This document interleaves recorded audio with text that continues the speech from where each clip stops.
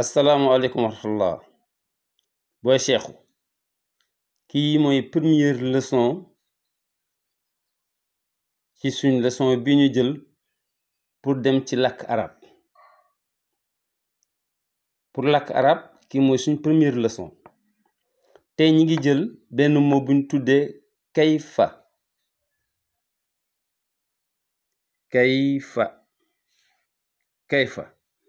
kayfa c'est comment lan mooy kayfa comment ngoog kon tey moo kayfa rek lañ jël mooy comment xam nga comment suñ ko waxee rek yaa ngi demander l'état verbe état la kayfa comment su ko defee bii di ñëw la ñuy jël réponse su kayfa tey question yi rek la ñuy jël prochaine fois ñu jël réponse su kayfa kon bi njëkk mooy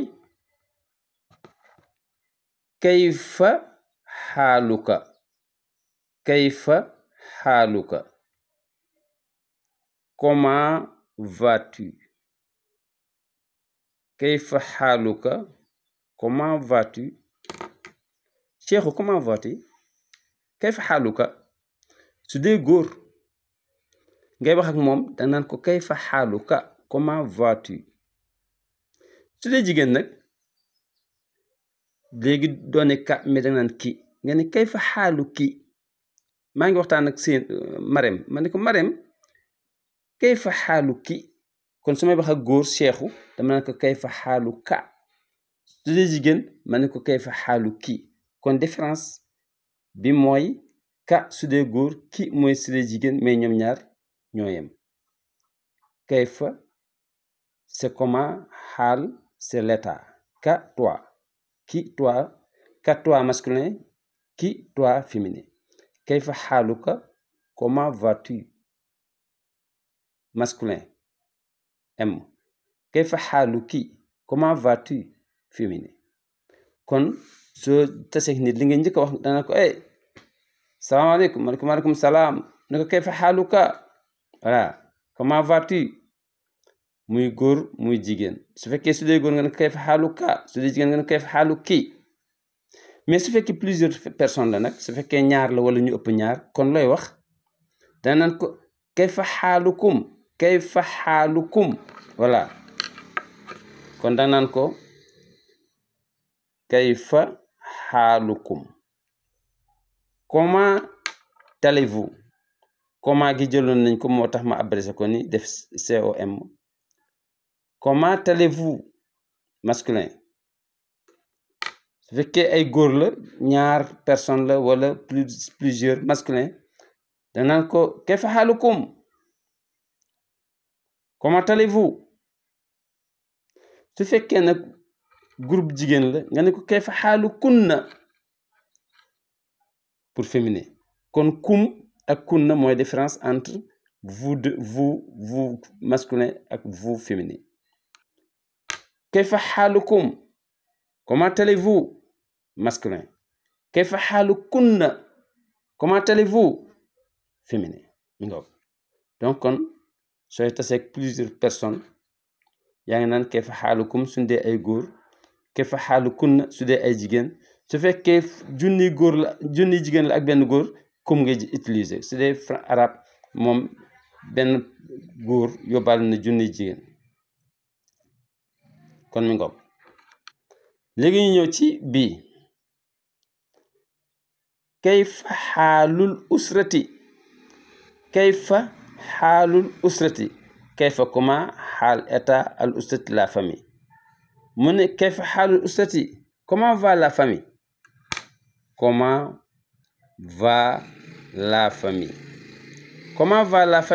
kayfa xaalul usrati mais kayfa xaalul usrati comment va la famille ngoog kon su fekkee famille ba nga bëgg laaj seen état danga naan kayfa xaalul usrati comment va la famille su fekkee nag ci wàllu liggéey bi nag nga xam ni job bi nga ne ko kayfa xaalul amali kayfa comment xaal l'état amali travail kayfa xaalul amali comment va le travail comment va le travail كيف حال العمل كيف حال العمل comment va le travail léegi nag wàllu santé bi wérgu yaram gi nga ni ko kayfa sihatuka kii saat la dafa ñaaw rek kii xaala kayfa sihatuka kayfa sihatuka kayfa sihatuka comment est ta santé ka mooy toi bul fàtte ta c'est ka kayfa sihatuka comment est ta santé voilà nii la ñuy laajee naka yaram bi ndax naka wérgu yaram gi naka yaram bi su fekkee nga xam danga koy adressé ki nga jàkkaarloo nga ne ko kayfa sihatuka su fekkoon jigéen la nga ne ko kayfa sihatuki voilà su doon góor nga ne ko kayfa sihatuka su dee jigéen nga ne ko kayfa sihatuki voilà mooy différence bi comment est ta santé léegi su fekkee du yow nag du moom mi nga jàkkaarloo mais ku fi nekkul la il troisième personne du singulier masculin dana ko kayfa xaalul marid kayfa xaalul marid c'est le malade mooy marid c'est le patient nga ne ko comment va le patient comment va le malade waaw comment va le patient waaw naka aji feebar ja comment va le patient kayfa xaalul maridi kayfa xaalul maridi su fekkee nga xam ni da nga nekk Guinée kii nekk Sénégal nga bëgg ko laaj waa Sénégal ni ko kayfa xaalu Sénégal comment le Sénégal kayfa xaalu Sénégal waaw comment kayfa xaalu Sénégal naka Sénégal ne ko kayfa xaalu Sénégal mooy naka Sénégal mu ne comment le Sénégal voilà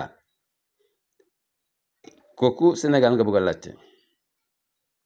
su fekkee nag climat bi nga bëgg a laajte wala boog ambiance bi ngeen kayfal jaww hunaka kayfa c'est comment jaww le climat ambiance mouvement hunaka là-bas mi ngoog nga bëgg ni ko waaw naka yëngatu gi foofu nag naka Sénégal ak bruwem nga ni kayfal jaww hunaka kayf mooy c'est comment al jaww c'est le climat ou bien ambiance hunaka là-bas كيف الجو هناك quelle ambiance là-bas oh Cheikhou كيف الجو هناك quelle ambiance là-bas voilà su la neexoon ambiance bi nga jël ko encore def ci place su climat léegi encore nga wàcc kayfal xaraaratu mooy tàngaay kayfa comment xaraaratu mais nag mun nga ni kayfal xaraaratu comment est la température voilà gis nga jaww mooy température mooy climat xaraara nag mooy tàngaay mais su fekkee ne nga kayfal xaraaratu yaa ngi laajte température bi ba léegi bu la neex rek nga ne kayfal xaraaratu comment est la température kayfal xaraaratu comment est la température léegi nag njàngu xale yi ngay laajte benn sa doom la oo wala sa jarbaat wala sa sët nga koy laaj nu mu def ak njàng mi nga ne ko kayfa xaalu dirasati kayfa xaalu dirasati comment vont les études comment vont les études kayfa xaalu dirasati kayfa xaalu dirasati waaye naka njàng mi léegi nag fa nga nekk sedd guy nga bëgg ko ni ko fii daal sedd guy dafa sedd kon da ngay indi exclamation nga ni yaalal bard quel froid yaalal bard ndaw sedd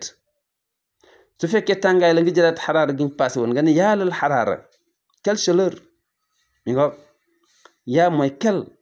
pour exclamation yaalal bard quel froid yaalal xaraara voilà mi nga kon kii leçon tey mi ngi jël baatu kayfa c'est comment muy verbe d'état nii lañ koy toppee léegi comme tey jeudi la waroon doon tey mais maa ngi ko anticiper def ko mercredi pourquoi pour ma def ko mercredi parce que comme que tey def ma dara te suba da yàllaa xam